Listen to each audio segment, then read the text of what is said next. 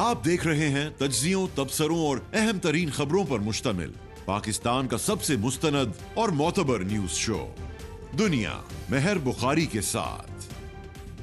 अस्सलाम वालेकुम and good evening. मैं हूं मेहर बुखारी। मखसूस नशिस्तों पर सुप्रीम कोर्ट के फैसले के बाद सूरत हाल महाजराई की तरफ बढ़ चुकी है।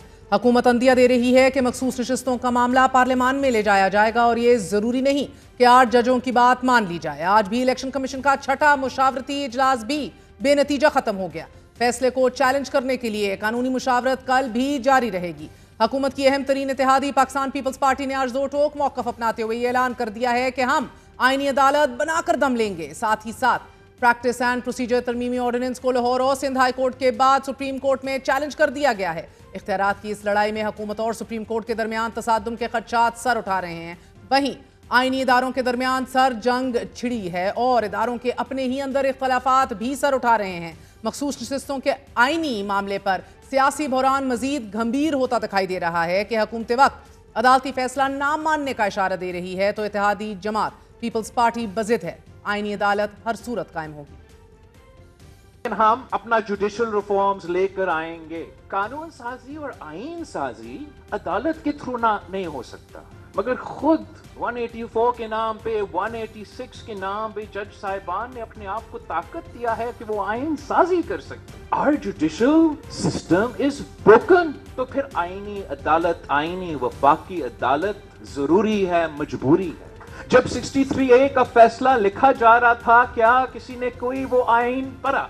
अदालत ने ये इख्तियार अपने पास ले लिया कि आईन में तरमीम वो कर सकते हैं, हम नहीं। बताएं मुझे कौन सी आईन, कौन सी जमहूरियत, कौन सी रूल ऑफ लॉ के मुताबिक ये फैसले दिए जा रहे हैं? मेरा आईन का बालादस्ती कोई का जिदोजहद कोई और लड़ेगा नहीं सर, हम लड़ेंगे ताकि कल कोई किसी जज में हिम्मत ना हो कि सिंध में आके ऐलान करे कि वो कालाबाग डैम बनाएगा। हम आईनी अदालत बना के रहेंगे ताकि किसी और वज़ीर आज़म को तख्ते तार पे ना चढ़ाया जाए। मैं कोई पर्सन स्पेसिफिक आईन नहीं बनाऊंगा, मैं कोई पर्सन स्पेसिफिक कानून नहीं बनाऊंगा, मगर मैं ना वकला का सियासत का शिकार होऊंगा, ना जुडिशरी का सियासत का शिकार होऊंगा। सुप्रीम कोर्ट से बाला एक आईनी अदालत का क़याम, मगर अपोजिशन को गवारा नहीं।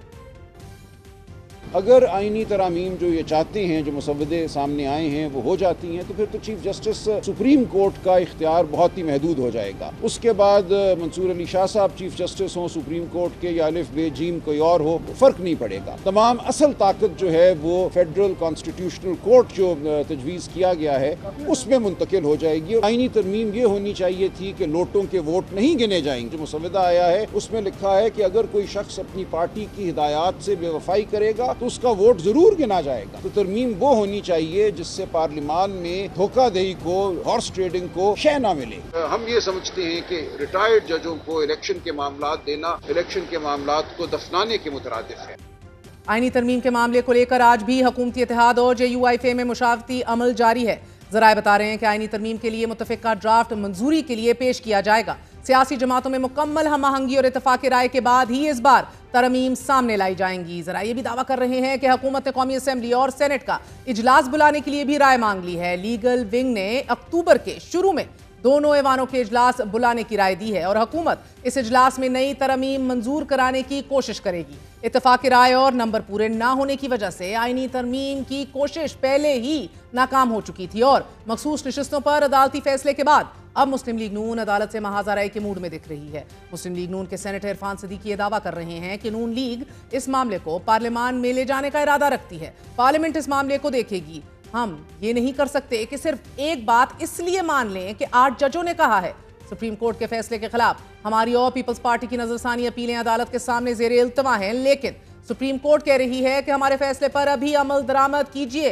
इरफान सदीकी ने अदालती फैसले पर तनकीद करते हुए ये मजीद कहा कि तफसीली फैसले के जरिए एक ऐसी पार्टी को रिलीफ दिया गया कि जो ना मखसूस नशिस्तों का तकाजा लेकर इलेक्शन कमीशन गई, ना सुप्रीम कोर्ट गई और ना ही किसी हाई कोर्ट। हुकूमती इरादे जाहिर कर रहे हैं कि अदालती फैसले पर अमल दरामद में मामला मजीद उलझेगा। इलेक्शन कमीशन 14 सितंबर के अदालती अहकामात के बाद छठा और तफसीली फैसला सामने आने के बाद या के बाद दीगरे 2 इजलास कर चुका है। फैसले को चैलेंज करने के हवाले से कानूनी मुशावरत जारी है। अदालत के इस फैसले के बाद इलेक्शन कमीशन अमलन नकारा होता दिखाई दे रहा है। अदालती फैसले के बाद इलेक्शन एक्ट तरमीम भी गैर मौसर हो गई हैं। अदालती फैसले में मखसूस नशिस्तें तकसीम करने से मुतालिक इलेक्शन रूल्स की शिक 94 की वजाहत को गैर आईनी और गैर कानूनी करार देते हुए कलअदम करार दे दिया गया है। फैसले में यह भी लिखा गया है कि इलेक्शन कानून की कोई शिक अगर इंतखाबात में हिस्सा लेने से मुतालिक सियासी जमातों के हकूक को तस्लीम नहीं करती तो वो गैर आईनी है। रूल 94 के तहत सियासी जमात को मखसूस नशिस्तों के अमल से बाहर किया जाना ना तो आइन के आर्टिकल 51 और 106 के जुमरे में आता है, ना ही इलेक्शन एक्ट के सेक्शन 215 के जुमरे में। सुप्रीम कोर्ट ने यह भी वाजे कर दिया है कि यह एक तयशुदा असूल है कि रूल बनाने वाली अथॉरिटी कानून के दायरा कार से बाहर रूल्स नहीं बना सकती। अगर ये रूल्स कानून से मुतसादिम हैं तो ये गलत और खिलाफे कानून है। अदालती फैसले के बाद इलेक्शन एक्ट में तरमीम अमलन गैर मौसर हो चुकी है और इन पर अमल दरामद रुक गया है। अदालती फैसले ने इलेक्शन कमीशन की मुश्किलात यकीनन बढ़ा दी हैं कि अब वो किस कानून के तहत काम करे। अमली तौर पर इलेक्शन कमीशन के पास सवाए इसके कि कोई ऑप्शन नहीं बचा कि वो अदालत के इसी बेंच के सामने नजरसानी दायर करे कि जिसने कल तफसीली फैसला जारी किया, या फिर अदालती फैसले पर अमल दरामद करते हुए मखसूस नशिस्तें पीटीआई को देने का नोटिफिकेशन जारी कर दे।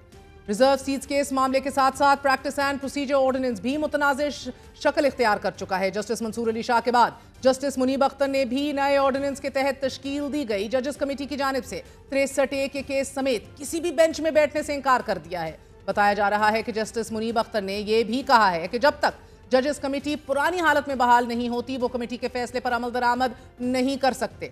लाहौर हाई कोर्ट और सिंध हाई कोर्ट के बाद आज चौधरी एहतशामुल हक एडवोकेट ने इसे सुप्रीम कोर्ट में भी चैलेंज कर दिया है। दरख्वास्त में अदालत से इस्तदा की गई है कि तरमीमी ऑर्डिनेंस को आइन से मुतसद्दम करार दिया जाए और इसके तहत होने वाले तमाम इकदामात को भी कलअदम करार दिया जाए। दरख्वास्त में कहा गया है कि ऑर्डिनेंस का इजरा पार्लिमानी जमहूरियत के खिलाफ है और सुप्रीम कोर्ट भी करार दे चुकी है कि ऑर्डिनेंस सिर्फ हंगामी हालात में ही जारी हो सकता है। और आज सिंध हाई कोर्ट ने पाकिस्तान तहरीक इंसाफ की दरख्वास्त पर दलाइल सुनने के बाद फैसला महफूज कर लिया। सिंध हाई कोर्ट ने यह सवाल भी उठाया कि Sindh high court supreme court के मामलात में कैसे मुदाखलत कर सकती है। प्रैक्टिस एंड प्रोसीजर ऑर्डिनेंस के जरिए चीफ जस्टिस को यह इख्तियार दिया गया कि वो जजेस कमेटी में अपनी मर्जी के तीसरे जज का इंतखाब कर सकते हैं। और आज इसी मामले पर जेल में कैद इमरान खान ने भी गुफ्तगू करते हुए प्रैक्टिस एंड प्रोसीजर एक्ट खुद चीफ जस्टिस काजी फायज ईसा ने बनवाया। उन्होंने आज इमरान खान ने यह भी दावा किया कि ना सिर्फ चीफ जस्टिस ने बनवाया और फिर तब्दील कर दिया, चीफ जस्टिस इस कानून साजी से अपनी डिक्टेटरशिप कायम करना चाहते हैं। इस कानून साजी से जमहूरी तरीके से केस लगने की खिलाफ वर्जी की गई।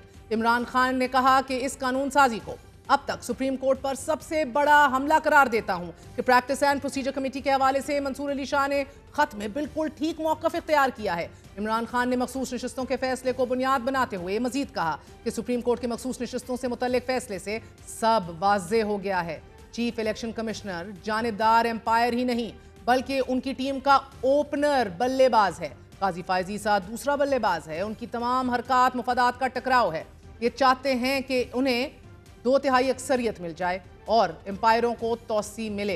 इमरान खान ने यह दावा किया है और वजाहत दी है अपनी तरफ से कि काजी फायज ईसा लंदन प्लान का हिस्सा थे। ये इल्ज़ाम वो पहले भी लगा चुके हैं। आज मजीद उन्होंने कहा कि काजी फायज ईसा ने कौम के साथ फ्रॉड किया। हमारी 9 मई और 8 फरवरी की दरख्वास्तें काजी फायज ईसा ने नहीं सुनी और हर हरबे के जरिए हमारी नशिस्तों को कम किया जा रहा है। चीफ जस्टिस ने हमारी 4 नशिस्तें कम कर दी। हमारी कोई भी पटिशन नहीं सुनी जा रही। सब कुछ बेनकाब हो गया है। इमरान खान ने मजीद ये दावा किया है कि थर्ड एम्पायर उनकी पुश्त पर है और उसको भी तौसी मिलेगी। ये एक ग्रुप बना हुआ है बकौल इमरान खान। आज इमरान खान ने एक बार फिर कहा कि इलेक्शन से तहरीक इंसाफ को बाहर रखना और पार्टी को उड़ा देना उनकी कोशिश थी, मगर अब सारे पर्दे हट चुके हैं। इमरान खान ने यह इल्ज़ाम भी लगाया कि मातहत अदलिया मुकम्मल तौर पर उनके कंट्रोल में है और जो जज कंट्रोल नहीं होता उसको ट्रांसफ़र कर दिया जाता है। एक जज नौमे के मुकदमात का फैसला देने लगा तो उसको भी तब्दील कर दिया गया। ज़बरदस्त जजेस रास्ते में आए मगर उनको हटा दिया गया। इजाजुल एहसन और मज़ाहिर नकवी को काजी फायज ईसा ने बाहर कर दिया। Tehreek Insaf practice and procedure ordinance को अदलिया पर हमला करार दे रही है और इस हमले के खिलाफ जुमेरात को एहतजाज भी करेगी। एहतजाज और रावलपिंडी जलसे के हवाले से आज वज़ीर आला खैबर पख्तूनख्वा अली अमीन गंडापुर ने इमरान खान से जेल में मुलाकात की है।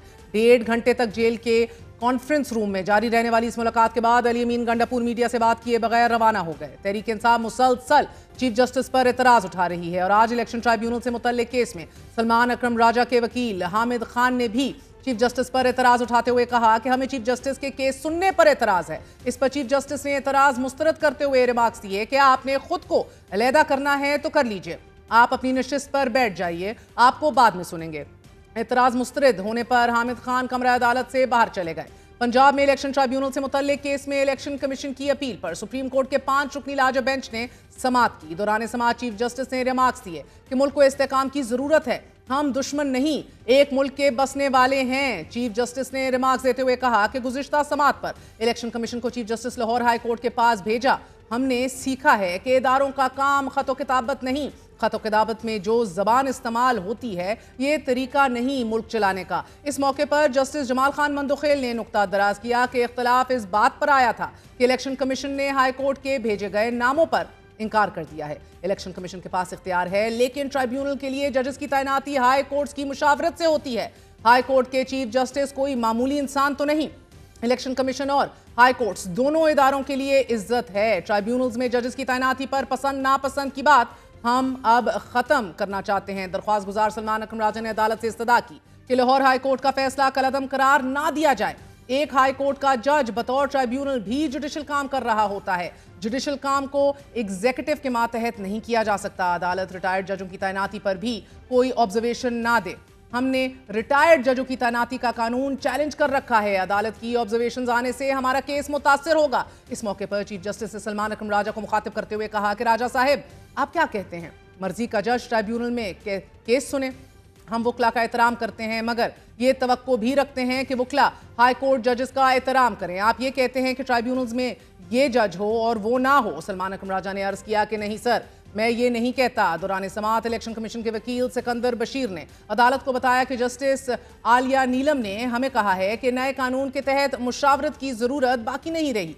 चीफ जस्टिस हाई कोर्ट से मुशावरत के बाद मामला हल हो चुका है। हम नए कानून के तहत 4 ट्राइब्यूनल्स खुद तैनात कर सकते हैं। इस पर चीफ जस्टिस ने इस्तफसार किया कि क्या इलेक्शन कमीशन 1 हफ्ते में ट्राइब्यूनल्स का नोटिफिकेशन जारी कर सकता है। वकील इलेक्शन कमीशन ने अर्ज किया कि जी, हम 1 हफ्ते में नोटिफिकेशन कर देंगे। समाअत के बाद अदालत ने फैसला महफूज कर लिया है। अहम तरीन इन आईनी और कानूनी मामलात में आईनी इदारों के अपने ही अंदर एक लकीर खींचकर तकसीम की बुनियाद रख दी गई है। सियासत और इक़्तिदार के इस खेल में मुल्की इदारों की साख मजरू, इख्तियारात गिरवी और आज़ादी सलब करने के जतन हैं। अदालती इस्लाहात के नाम पर आईनी पैकेज और ऑर्डिनेंस के जरिए हुकूमत अपनी बका की जंग लड़ने में मसरूफ़ है और एक आईनी अदालत का क़याम जोर पकड़ रहा है। हमारे साथ बात करने के लिए इस हवाले से मौजूद हैं कॉन्स्टिट्यूशनल एक्सपर्ट और लॉयर फैसल सिद्दीकी साहब। सर, फरमाए दीजिएगा कि आज बिलावल भुट्टो जरदारी की तरफ से एक नए अज़म का इजहार किया गया है कि जो भी हो जाए एक कॉन्स्टिट्यूशनल कोर्ट बना के रहेंगे। ऑपोजिशन बाहर इस हवाले से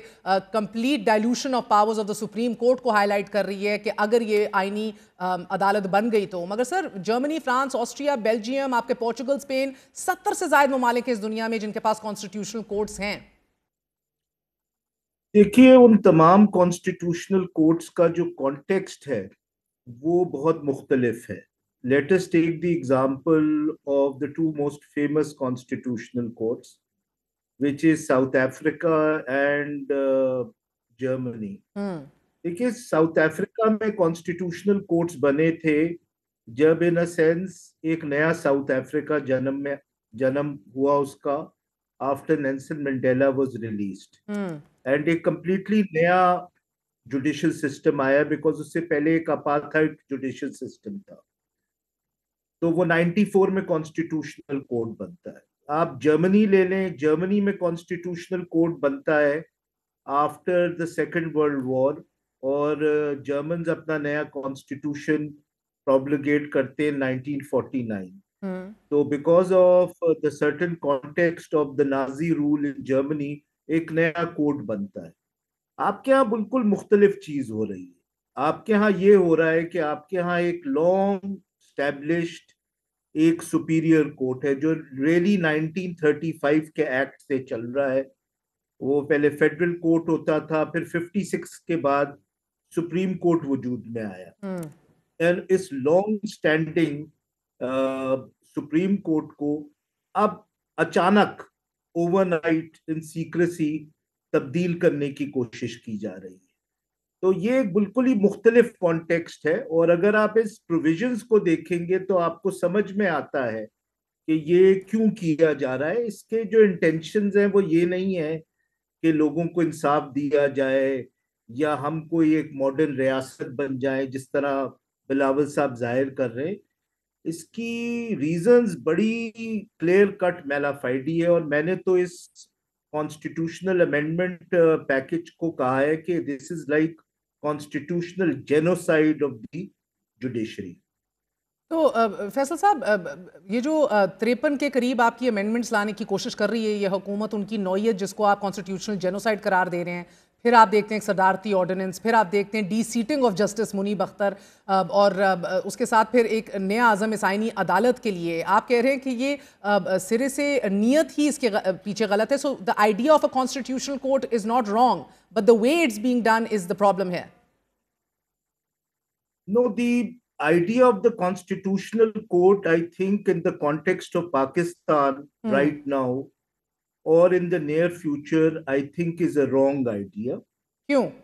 इसलिए क्योंकि एक आपका लॉन्ग स्टैंडिंग जुडिशियल सिस्टम है जो एटलीस्ट कोई 100 साल से ऊपर से चल रहा है, उसको यूं अचानक इतनी रेडिकल अमेंडमेंट्स के थ्रू नहीं बदलना चाहिए। और आप इसका इस बात से अंदाजा लगाएं कि इस मुल्क में जब मार्शल लॉ भी लगे और आपके 4 डिक्टेटर्स ने बिल्कुल नया कॉन्स्टिट्यूशन भी देने की कोशिश की, वो क्या अयूब खान थे, वो याया थे, वो ज़ियाउल-हक थे, जिन्होंने ओवर 85 अमेंडमेंट्स की कॉन्स्टिट्यूशन में, वो मुशर्रफ थे। They never changed court. और उसकी रीजन ये थी कि इन सबको इस बात का सेंस था, एटलीस्ट इवन इन डिक्टेटर्स को, कि this is constitutional madness. I mean you will make the state non functional. क्यों? स्टेट फंक्शनल होगा तो सर सुप्रीम कोर्ट के इख्तियारात डायलूट हो जाएंगे, ये सलमान अकरम राजा और पीटीआई भी कह रही है, बट स्टेट किस तरह नॉन फंक्शनल होगा? क्योंकि बिलावल आज ये कह रहे हैं कि अगर हम चाहते हैं कि शहरियों को फौरी इंसाफ मिले और हम ये चाहते हैं कि सूबों के दरमियान फ़र्क ना रहे, तो फिर आईनी अदालत का क़याम नागुज़ीर है बकौल बिलावल। और मंतक दे रहे हैं, वो कह रहे हैं इस वफाकी अदालत में तमाम सूबों के नुमाइंदे भी होंगे, they will be equal representation, और बारी बारी हर सूबे से चीफ जस्टिस मुकर्रर किया जाएगा। और सियासी केसेस जो कि बकौल बिलावल एंड राइटफुली सो, 90% के करीब वक्त दिया जाता है आपके आईनी इशूज़ को, सियासी केसेस की नौयत जो चली जाती है, अवामी केसेस की बारी ही नहीं आती। इसलिए आईनी अदालत बनाई जाए और सिर्फ आईनी मामलात देखे। जी, ये पता ही नहीं बिलावल साहब ने किस यूनिवर्स से ये स्टेटिस्टिक्स लिए हैं, बिकॉज इस किस्म के जो हाईली पॉलिटिकल कॉन्स्टिट्यूशनल केसेस होते हैं, they are not more than even 1% of the workload of the Supreme Court. I mean, there have been studies done, so I think he needs to check his statistics. Number 2, जहां तक ये बात है कि भाई it's a federation, सबकी representation होनी चाहिए, सुप्रीम कोर्ट में भी हर प्रोविंस के हवाले से ये कोशिश की जाती है कि डिफरेंट प्रोविंसेस की डिफरेंट रिप्रेजेंटेशन हो। तो ये, और अगर आपको उसको फॉर्मुलाइज करना है तो आप सुप्रीम कोर्ट में रिप्रेजेंटेशन के हवाले से कि इतने जजेस हाई कोर्ट से आएंगे, इतने जजेस हाई कोर्ट से आएंगे। नंबर 3, ये समझना जरूरी है कि इस पैकेज में है क्या चीज। देखिए, पहला तो मेरे ख्याल में इट्स ऑब्वियस कि इस पैकेज को आप यूं देखें, उर्दू शायरी में देखें कि इस पैकेज का एक रकीब है और इसका एक महबूब है। इसका रकीब सुप्रीम कोर्ट है जिसको खत्म करना है, और इसका महबूब जो था अभी तक, जो मेरे ख्याल में पॉसिबल नहीं है, वो करंट चीफ जस्टिस साहब थे। अदरवाइज आपको समझ में नहीं आता कि सुप्रीम कोर्ट की एज 65 है या 68 क्यों की जा रही है, क्योंकि वहां पे आप कह रहे हैं कि करंट महबूब जो कि अब नहीं है, यानी कि you don't see in the coming days 25 अक्टूबर को काजी फायज ईसा साहब आपको जाते ही दिखाई दे रहे हैं आप, बिकॉज एक बात ये भी की जा रही है कि Mansoor Ali Shah will very well be the chief justice, मगर सुप्रीम कोर्ट के a powerless supreme court so to say, और कॉन्स्टिट्यूशनल कोर्ट को हेड करेंगे। अमंग्स द नेम्स जो डिस्कस हो रहे हैं, काजी साहब का भी नाम है। जी, मेरे ख्याल में इस वजह से ये 68 की गई थी age, but it is no longer possible, अच्छा, because he has become just too controversial. अच्छा, तो एक तो इसका पर्पस ये था। दूसरा इसका पर्पस था कि इस कोर्ट को पैक किया जाए। इसलिए इसका जो पहला चीफ जस्टिस है वो प्राइम मिनिस्टर साहब एडवाइस देंगे प्रेसिडेंट को, वो अपॉइंट करेंगे। इसका तीसरा पर्पस ये है कि हाई कोर्ट्स को कंट्रोल किया जाए, क्योंकि इसको ये पावर दे दिया गया है कि हाई कोर्ट में कोई भी केस हो वो ट्रांसफर किया जा सकता है। तो जितने भी हाई कोर्ट्स इंडिपेंडेंटली केसेस देख रहे हैं, वो क्या पॉलिटिकल एलीट के खिलाफ हो या एस्टेब्लिशमेंट के खिलाफ हो, वो केसेस इस कोर्ट के थ्रू कंट्रोल हो पाएंगे, जिसका पहला चीफ जस्टिस ये लोग खुद अपॉइंट करेंगे। फिर अगर आप फ्यूचर चीफ जस्टिस को भी देखें, तो अनलाइक द सुप्रीम कोर्ट जहां लोगों की बड़ा लंबा टेन्योर होता है और वो हाई कोर्ट से एक बड़ी लंबी सिक्योरिटी ऑफ टेन्योर होती है, लोग 10-10 15-15 साल गुजारते हैं, यहाँ पे सबको चीफ जस्टिस साहब को 3-3 साल की टेन्योर दी गई। फिर देखिए सुप्रीम कोर्ट को ये एक शेल कोर्ट बनानी, जिस तरह शेल कंपनीज होती है ना, फ्रंट कंपनीज, तो ये सुप्रीम कोर्ट को एक शेल कोर्ट बनाना चाहते हैं। उससे 184(3) की जूरिसडिक्शन ले ली, उससे 199 की जो अपीलें आएंगी उसकी जूरिसडिक्शन ले ली। फिर वो सुप्रीम कोर्ट कोई इंटरप्रिटेशन ऑफ कॉन्स्टिट्यूशन कर ही नहीं सकता। और इंसल्ट ये की है सुप्रीम कोर्ट की 3 तरीके से, कि सुप्रीम कोर्ट ऑफ पाकिस्तान का जो चीफ जस्टिस होता है, he is the chief justice of Pakistan, उसको कह दिया chief justice of supreme court, to basically humiliate him and to put him in his place.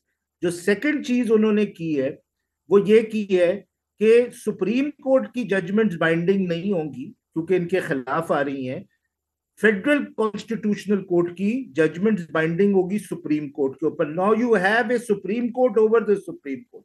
तीसरा काम इन्होंने ये किया सर, अभी तो supreme court sir mind you, मगर अभी तो अभी माजरत के साथ इलेक्शन कमीशन का ज़ेली इदारा लग रहा है ना। इलेक्शन कमीशन 6 रोज से इजलास कर रहा है। They still don't want to implement a decision which is very clearly spelled out. So कहीं ना कहीं तो आपको रिट दिखानी है, मगर एक पुश बैक आपने अभी देखा है।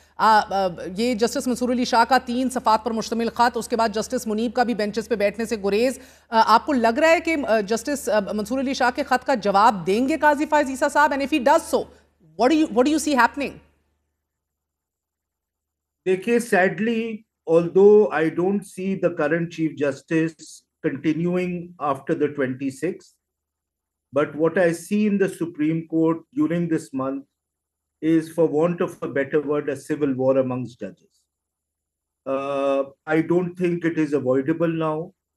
I think like in the Sajjad Ali Shah era in 1997, you will have, you might end up with 2 Supreme Courts fighting each other, because मुझे ये नहीं नजर आता कि जो current Chief Justice of Pakistan है, he is any mood to compromise.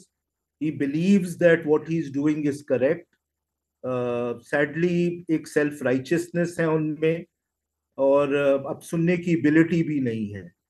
तो इसलिए I don't see, और ये वही सज्जाद अली शाह साहब में भी यही मसला था कि they thought that their views were more important than the institution, and their views were more important than constitutional order in this country. So sadly, I see judicial chaos ahead, at least for this entire month. Sir, आपने एक नशिस्त के अंदर judicial disorder, judicial genocide का जिक्र किया है, civil war in supreme court का जिक्र किया है। Is there no chance of sanity prevailing right now, एक ऐसे वक्त में जब हुकूमत जो है वो जुडिशियल ओवररीच की बात कर रही है? बिलावल भुट्टो ने आज उसको हाईलाइट किया कि इनफ विद दैट, और जजेस किस तरह जजेस बनते हैं, किस तरह चेंबरों में काम करते हैं, माय लॉर्ड करते हैं, इस तरह ये खत बिलावल से 18वीं तरमीम में जजों के तकर्रुर का वो तरीका बदलना पड़ेगा कि जो पूरी दुनिया में राइज है, हमने वो बदल दिया। जैसे कि अमेरिका में भी पार्लियामान जजेस का तकर्रुर का फैसला करता है, यही वजह है कि वहां आज तक मार्शल लॉ नहीं लगा। बिलावल कह रहे हैं कि 19वीं तरमीम जो है वो सुप्रीम कोर्ट की धमकी की वजह से उनको लाना पड़ी थी इन सबको। I am in all favour कि आप 19वीं तरमीम जो है किसी फॉर्म में रिवाइव कर दें, but why do you have to bring 46 amendments? These are 46 judiciary oriented amendments 53 में से। आपको वो करने की क्या जरूरत है? आपको नया कॉन्स्टिट्यूशनल कोर्ट सिर्फ इसलिए लाना चाहते हैं क्योंकि आप सुप्रीम कोर्ट को अपने जजेस से पैक करना चाहते हैं, और फिर जो ब्रिटिशर्स करते थे डिवाइड एंड रूल, आप चाहते हैं फेडरल कोर्ट के जजेस और सुप्रीम कोर्ट के जजेस आपस में लड़े, बिकॉज यही होगा, क्योंकि दोनों कहेंगे मैं सुपीरियर हूं, वो कहेंगे मैं सुपीरियर हूं, तो you will have an intra institutional conflict and the beneficiary of that will be the political elite. तो देखिए, मुझे इनकी इंटेंशंस में कोई सिंसेरिटी नजर नहीं आती। ये सब जो है ये कैमोफ्लाज है, प्रोविंशियल ऑटोनॉमी और जी मार्शल लॉ लग जाता है। ये सब एक कैमोफ्लाज है। इन्होंने सीक्रेसी में क्यों रखा महर? बिल इसीलिए रखा क्योंकि इनको मालूम था किसी ने देख लिया तो वो ये कहते कि आप पागल हो गए क्या। I mean this was constitutional madness कि आप इस तरह। और इन्होंने वीकेंड पे क्यों पास किए, ये भी समझना बहुत जरूरी है कि वीकेंड पे क्यों पास करना चाहते थे। ये इसलिए पास करना चाहते थे कि सैटरडे संडे को ये पास करते दोनों हाउसेस में, संडे की रात को प्रेसिडेंट साहब असेंट करते, Monday morning the supreme court would have vanished, कहीं चैलेंज ही ना हो सकता। और फेडरल कोर्ट में आप चैलेंज इसलिए नहीं कर सकते, वो कायम ही नहीं हुआ होता। वो कायम भी हो जाता, आप पिटिशन फाइल करते, तो क्या फेडरल कोर्ट एक एक्ट ऑफ सुसाइड करता कि वो अपनी कॉन्स्टिट्यूशन को डिक्लेयर कर देता कि अनकॉन्स्टिट्यूशनल है। We've seen these games played in other countries also, so these political elites cannot बेवकूफ नहीं बना सकते, वकीलों को मालूम है। लास्ट क्वेश्चन सर, आप अगर ये सब कुछ इसी तरह होता है pan out, do you see any push back? आला अदलिया से कोई पुश बैक होती देख रहे हैं आप? बिकॉज अभी भी इस मुल्क के अंदर कानून वर्सेस अदालती फैसले की बहस छेड़ दी है इस हुकूमत ने कि हमारे पास तो ये मुल्की कानून है, अदालती फैसले की कोई हैसियत नहीं है। एंड इन दिस प्रोसेस बड़ी स्टेटेड पोजीशंस है, इलेक्शन कमीशन की, हुकूमत वक्त की, और सुप्रीम कोर्ट अपनी जाने मौजूद है, अपने मौक़िफ़ पे मौजूद है, कह रहे हैं कि ये फैसला जो है इसको इम्प्लीमेंट होना पड़ेगा, बसूरत दीगर आइन शिकनी के मुतरादिफ हो सकता है ये। मगर मुझे बताइएगा sir, do you see a push back? देखिए, वो पुश बैक ऑलरेडी आपको नजर आ रहा है, क्योंकि देखिए सैडली जो करंट चीफ जस्टिस साहब हैं वो मेरे ख्याल में समझते हैं कि जो हुकूमत कर रही है वो दुरुस्त है। वो समझते हैं कि ये फैसला गलत था, इसलिए उन्होंने डिसेंट लिखा था। तो आपको कोर्ट में भी पुश बैक नजर आ रहा है, आपको हाई कोर्ट्स में तो पुश बैक नजर ही आ रहा है, और उसको मुझे एक्सप्लेन करने की कोई जरूरत नहीं है। 6 जजेस का लेटर है, there is a lot of dissent in the institution. जहां तक वकीलों की बात है, मैं आपको ये बता दूं कि जो बार का लीडर इस कॉन्स्टिट्यूशनल अमेंडमेंट पैकेज को सपोर्ट करेगा, he should be very careful. He will not win the election, and there will be anger against him by the lawyers. So I see a lot of pushback among lawyers also, and I hope there will be public mobilization against that. देखिए, lawyers movement इसी तरह शुरू हुई थी, and if they try to abolish the Supreme Court, they will have to face a long march, and they will have to face a lawyers movement. बहुत बहुत शुक्रिया। मारूफ constitutional वकील फैसल सदीकी हमारे साथ मौजूद थे। आपने गुफ्तगू सुनी है, very short break, gonna be right back.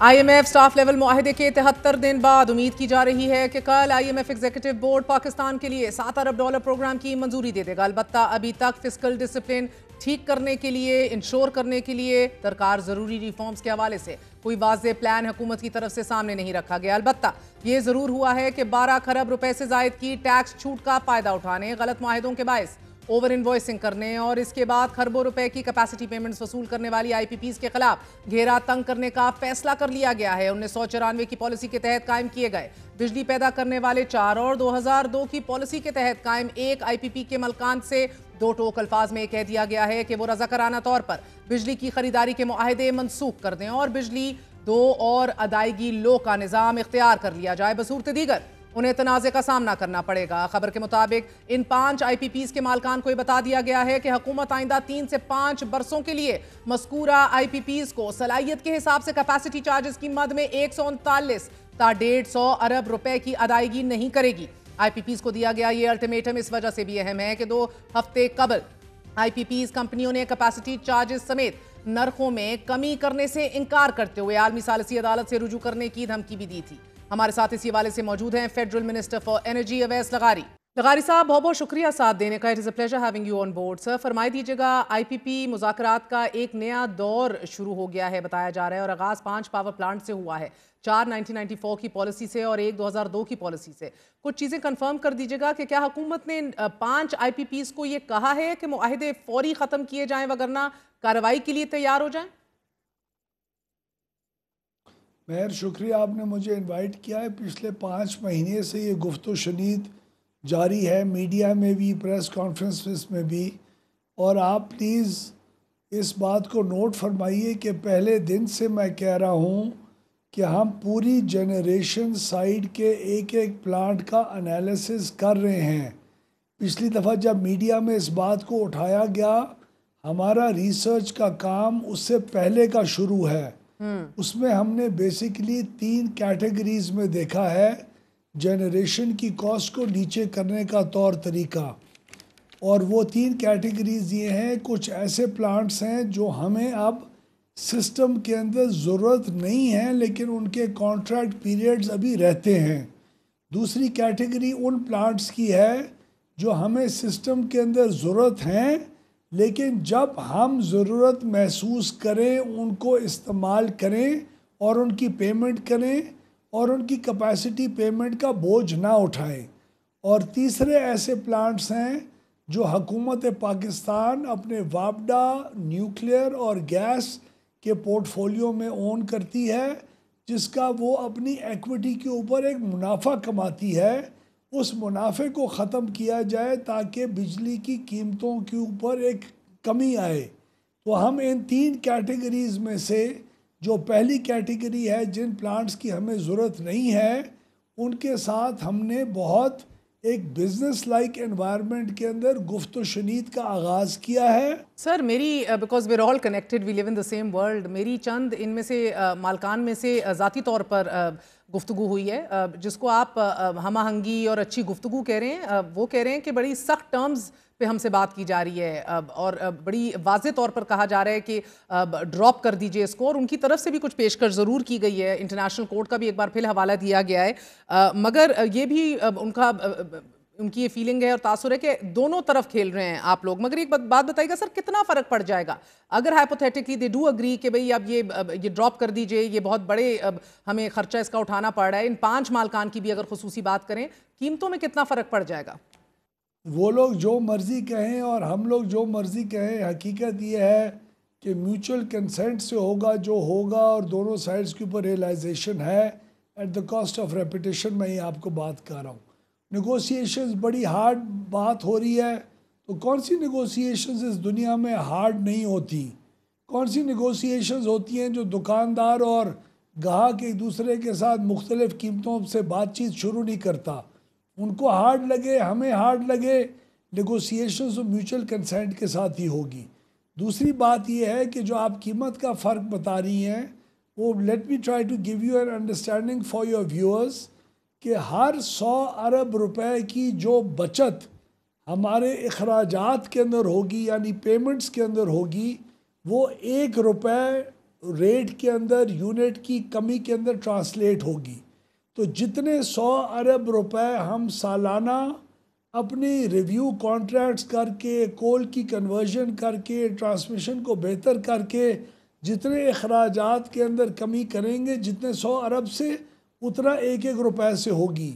ये 5 प्लांट्स जिनका आप जिक्र फरमा रही है, स्पेसिफिकली मैं आपको बता देता हूँ, उनकी कीमत के अंदर जो कमी आएगी वो 65 पैसे फ़ी यूनिट, यानी 65 अरब रुपए सालाना की जो पेमेंट है उसका इम्पैक्ट पड़ेगा अगर इन प्लांट्स को टर्मिनेट कर लिया गया। किस कॉस्ट पे टर्मिनेट करेंगे वो भी नेगोशिएशंस का हिस्सा है, लेकिन इन 5 प्लांट्स का आपको 65 अरब रुपए सालाना की पेमेंट, यानी 65 पैसे फ़ी यूनिट के अंदर पूरे पाकिस्तान के कंज्यूमर्स को उसकी कमी आएगी। ठीक है। और सर आईपीपीज मुज़ाकरात का बुनियादी टारगेट तो एज वी ऑल अंडरस्टैंड एक इकोनॉमिक ग्रोथ को भी प्रोपेल करना फॉरवर्ड, आपकी तरक्की को तेज़ करने के लिए, एनर्जी टैरिफ को कम करना भी है। लेकिन एक पावर प्लांट को कैपेसिटी पेमेंट की मद में आई मीन होशरबा नंबर हम देखते हैं, 3 माह में 1 अरब 28 करोड़ अदा किए गए। And we have been reporting this. So जिधर हम ये खैर मकदम करते हैं कि you are taking this head on और आप एड्रेस कर रहे हैं सिचुएशन को, the fact always remain sir, the government should be conducting forensic audits and punishing those who have overpriced IPPs and stolen fuel over time, क्योंकि sir ये sovereign state की guarantees हैं। सॉवरेन स्टेट ने private party के साथ agreements किए हुए हैं, जिसको आप म्यूचुअल एग्रीमेंट कह रहे हैं, उसको वो कह रहे हैं कि हमें कहा जा रहा है कि इसको ड्रॉप करो वगरना कार्रवाई होगी। जिसको आप 65 रुपए 65 पैसा फी यूनिट कह रहे हैं, उसको वो 10-20 कह रहे हैं, जो मेरी मालूमात है सर। तो बात आपकी दुरुस्त है, मगर सरमायादार को धमकी दे के दुकान बंद करना एक ऐसे माहौल में जिधर वैसी फॉरेन इन्वेस्टमेंट का मसला है, in breach of an agreement and sovereign guarantees, this can not possibly fare well for the country. IPPs की debt, you agree? आप मुझे ये बताइए कि जब इसी मीडिया के अंदर इतनी बड़ी एक वेव उठी थी कि इनको बंद कर दो, इनको निकाल दो, इनको मुल्क से निकाल दो, इनके प्लांट्स को बंद कर दो, कभी आपको गवर्नमेंट की तरफ से कोई इररिस्पॉन्सिबल वो टिपिकल शेख रशीद टाइप कोई स्टेटमेंट सुनाई दी? हमने कभी भी did we ever play to the galleries?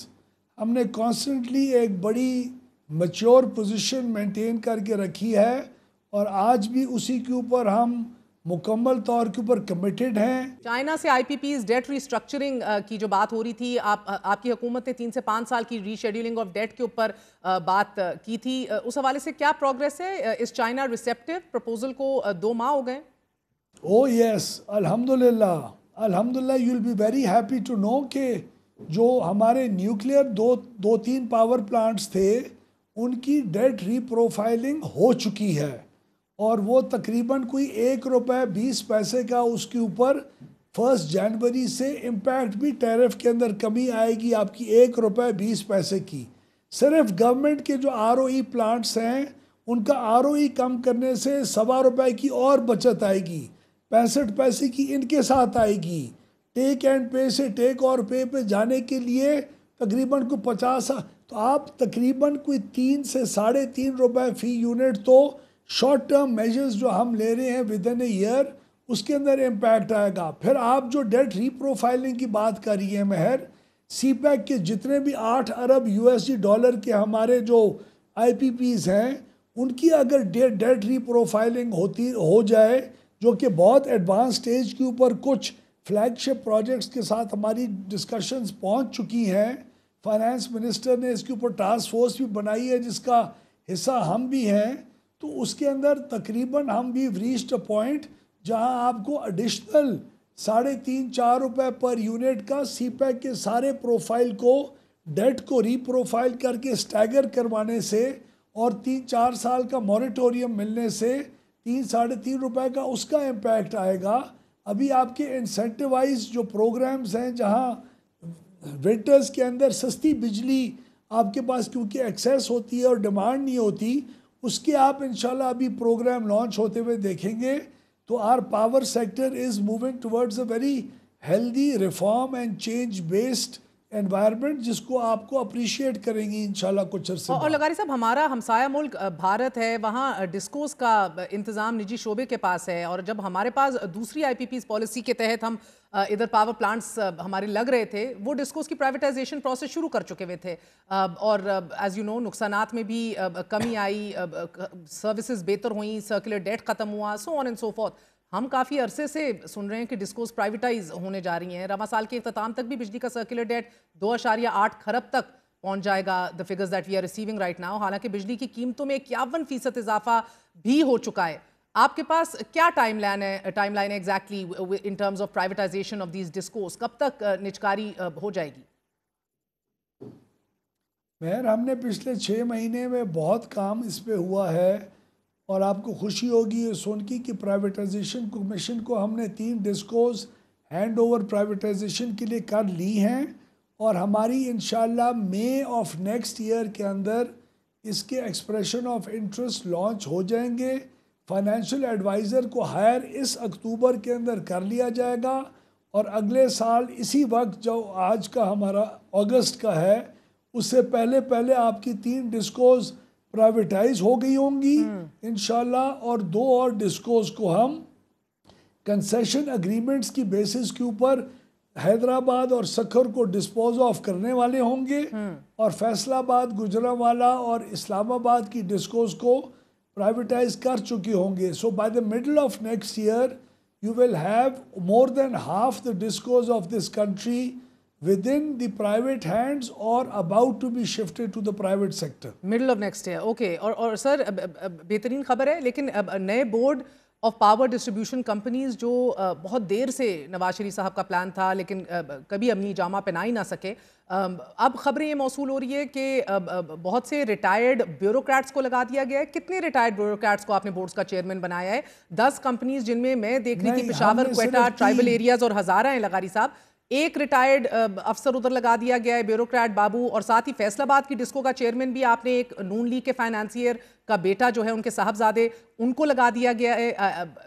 Experience है उनका मैनेजमेंट इन पावर सेक्टर? जी, मैं आपको बात बताऊं, इस दफ़ा बोर्ड्स के अंदर जितने भी मेंबर्स लगे हैं, there has been zero political contribution into the process. All have been hired because of the capacity and the ability that they hold.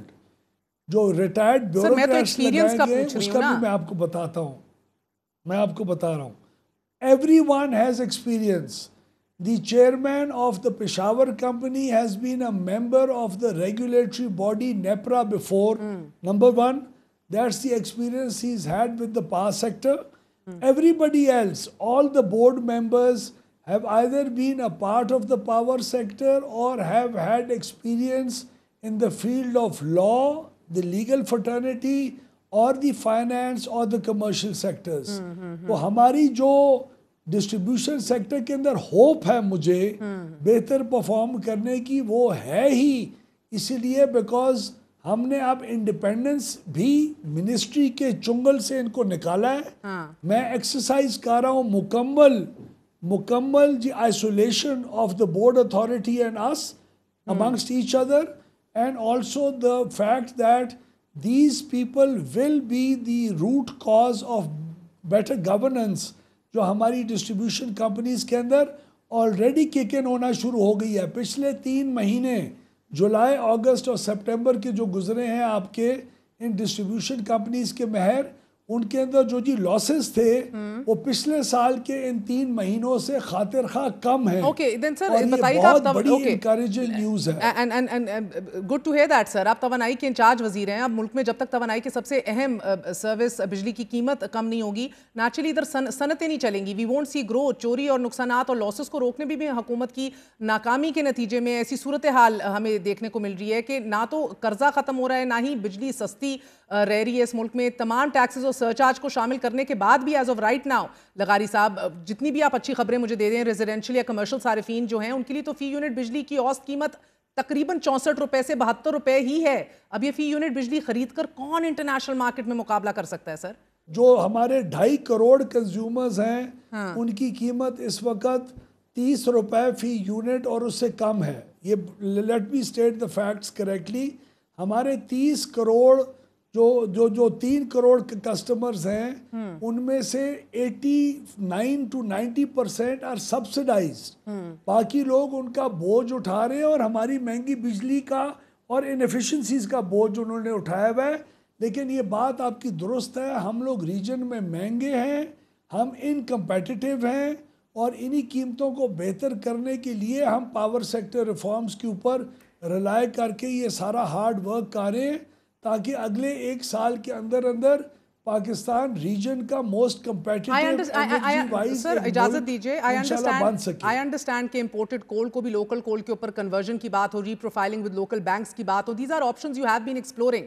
हमारे जराए भी हमें ये बता रहे हैं sir. But the problem is जुलाई में बिजली की कीमतों में 51% तक इजाफे के बावजूद आज भी हमें यही खबरें और पेशन गोई की जा रही है सर कि बिजली के शोबे का गर्दिशी कर्ज जो है वो रवा माली साल के इख्तिताम तक 2.8 बिलियन रुपए की नई बुलंद तरीन सतह तक, ट्रिलियन सॉरी इजाजत दीजिएगा, बिलियन होता तो क्या ही बात ही, 2.8 ट्रिलियन रुपए की नहीं बुलंद तरीन सतह तक पहुंच सकता है। गलत खबर है। हमारा सर्कुलर डेट हमारा सर्कुलर डेट फ्रोजन है, और हमारे सर्कुलर डेट की मैनेजमेंट प्लान जो हमने IMF के साथ भी कमिट किया है और फर्स्ट क्वार्टर के रिजल्ट्स आ भी गए हैं, उसके अंदर हमारे गर्दिशी कर्जे के अंदर इजाफा इस साल कतन नहीं होगा। I am very categoric in stating that. Interesting. And sir then more than double जो बिजली की हुई है कीमतें 2 साल में, और फिर सब्सिडीज अलग हो रही थी। अभी तो 1 अक्टूबर को एक सेट खत्म हो जाएगा, लेकिन आप कह रहे हैं कि फिर भी please try to understand. No I am trying to reiterate, you are saying कि सर्कुलर डेट जो है वो अब नहीं बढ़ेगा। नहीं, पिछले 1-2 साल में भी नहीं बढ़ा। आपका circular debt is frozen at 2.4 trillion. It's not gone beyond that. जितना भी नुकसान होता है हम उसको बजट करके फिस्कलाइज कर रहे हैं। वो सर्कुलर डेट के अंदर इजाफा उसके अंदर नहीं हो रहा।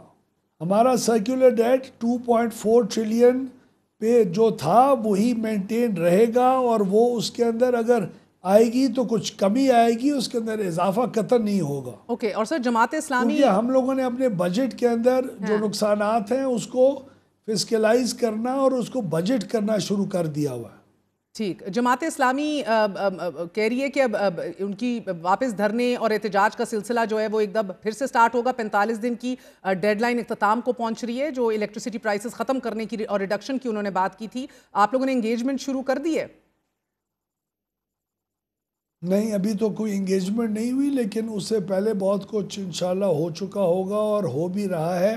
तो we are well on our track कि हम उनका मेन मकसद IPPs और बिजली की कीमतें कम करने का था। IPPs से जब ये बातचीत होगी तो उसका इम्पैक्ट हमारे रेट्स के ऊपर और टैरिफ के ऊपर होगा, और अभी हम इंशाल्लाह अपनी बिजली की डिमांड बढ़ाने के लिए शायद बिजली की कीमतों को कम करके कोई इंसेंटिव पैकेजेस का भी सोच विचार शुरू करेंगे इंशाल्लाह इन द नियर फ्यूचर। और सर ये खुशाइन बात है कि IMF की बोर्ड इजलास पर पाकिस्तान आ गया है कल, होपफुली इंशाल्लाह we get some good news as well. लेकिन FBR टैक्स शॉर्टफॉल हद से तकरीबन 200 अरब रुपए तक की कमी मुतवक्की है। इस हवाले से क्या कोई नया मिनी बजट आ रहा है? मैं नहीं एक्सपेक्ट कर रहा कोई नया mini budget in the near future. और ओके इंटरेस्टिंग। एंड सर ये फरमाई दीजिएगा कि अब इस सूरत हाल के अंदर के इलेक्ट्रिक के CEO की मुनस अलवी की भी मैं तकरीर सुन रही थी, वो ये दावा कर रहे हैं कि इलेक्ट्रिक मुल्क के गर्दिशी कर्जों के मामले में मुलव्विस ही नहीं है, मगर इसके बावजूद कराची का जो रेजिडेंट है, रिहायशी है, इजाफी चार्जेस दे रहा है। क्या ऐसा ही है सर कि कराची का बिजली सारिफ सरचार्ज दे रहा है? कराची इलेक्ट्रिक इस वक्त हमसे अपने सार्फिन को पूरे मुल्क की एवरेज बिजली की कीमत के ऊपर प्रोवाइड करने के लिए कराची के सारिफ के लिए हम 170 अरब रुपए सालाना की tariff differential subsidy ministry of finance से लेके देते हैं। यानी कराची इलेक्ट्रिक की जो कंपनी है वो महंगे दाम के ऊपर बिजली बना रही है। अगर उसकी बिजली बनाने की कीमत कम होगी तो हमारे ऊपर 170 अरब रुपए का बोझ कम होगा। इसीलिए हम कराची इलेक्ट्रिक को भी बार बार कह भी रहे हैं, और हम उम्मीद रखते हैं कि उनका एनर्जी का मिक्स बेहतर होगा और उनकी जो एनर्जी की इन्वेस्टमेंट्स हैं वो अपनी ऑब्लिगेशंस को पूरा करके हमारे ऊपर ये बोझ को ख़त्म करेंगे। बहुत बहुत शुक्रिया। हमारे साथ अवैस लगारी साहब मौजूद है। आपने गुफ्तगू सुनी। That's it for tonight. Good night, अल्लाह हाफिज़।